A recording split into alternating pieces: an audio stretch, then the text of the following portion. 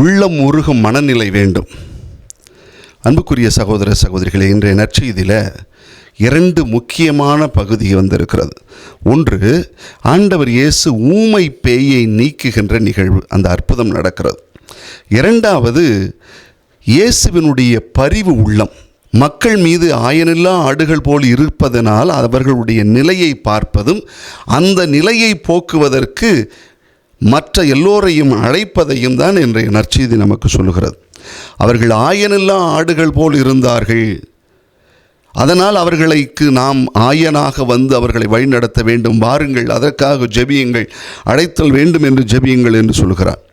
இங்கே ஆன்மீகத்தோடு நல்வழிப்படுத்துதலையும் மனுக்குலம் செய்ய வேண்டும், நாம் செய்யணும்.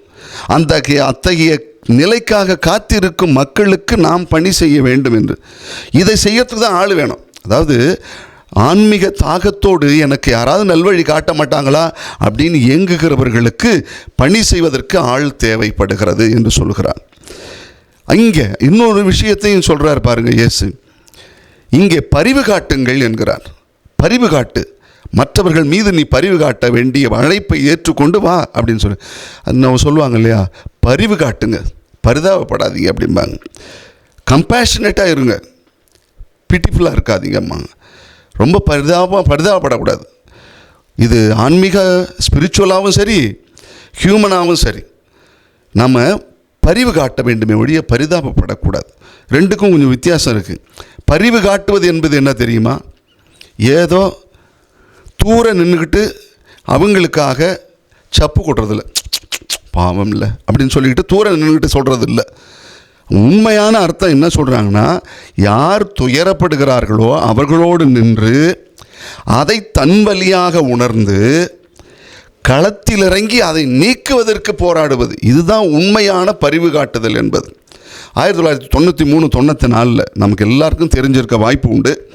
இந்தியாவில் பல பகுதிகளில், குறிப்பாக மகாராஷ்டிரா லாத்தூர்லேயும் குஜராத் சூரத்துலேயும் அதிகமாக சொல்லுவார்கள் என்னென்னா பிளேக் நோய் வந்ததுன்னு சொல்லி. அந்த காலகட்டத்தில் பிளேக் நோய் வந்தது. எல்லோரும் என்ன பண்ணாங்க, வீட்டை பூட்டிக்கிட்டு வீட்டுக்குள்ளே இருந்தாங்க, வெளியில் வரமாட்டாங்க. எலி வழியாக காற்று வழியாக இது பரவுதுன்னு சொன்ன உடனே எல்லாரும் வீட்டை பூட்டி விட்டு வெளியூருக்கு போகிறது, இப்படி ஓடிக்கிட்டு இருந்தாங்க. இந்த மாதிரி இருந்த சூழலில் இந்த உலக நாடுகள் எல்லாம் என்ன செய்ததாம், இதை போக்குவதற்கு பரிதாபப்பட்டு எல்லா நாடுகளும் நிதி கொடுத்தார்கள். அதற்கான காரியங்கள்லாம் செஞ்சு ரொம்ப பரிதாபப்பட்டு பேசியிருக்கிறாங்க, பதிவும் செய்திருக்கிறார்கள்.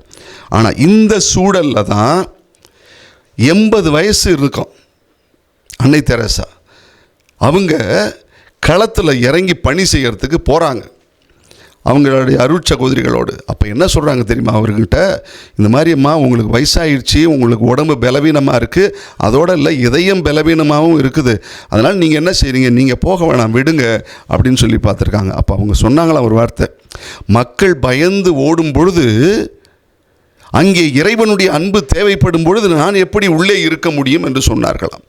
இதுதான் உண்மையான பரிவு காட்டுதல். ஆண்டவர் இயேசு இன்று நமக்கு கொடுக்கிற அழைப்பு, நம்மளை கூப்பிட்டு இத்தகைய பரிவு காட்டுதலின் பணியை செய்ய அழைப்பு கொடுக்கிறார். வாங்க, இரக்கத்தோடு வாங்க, இறக்கிற வரைக்கும் இரக்கம் காட்டி வாழ்வோம்.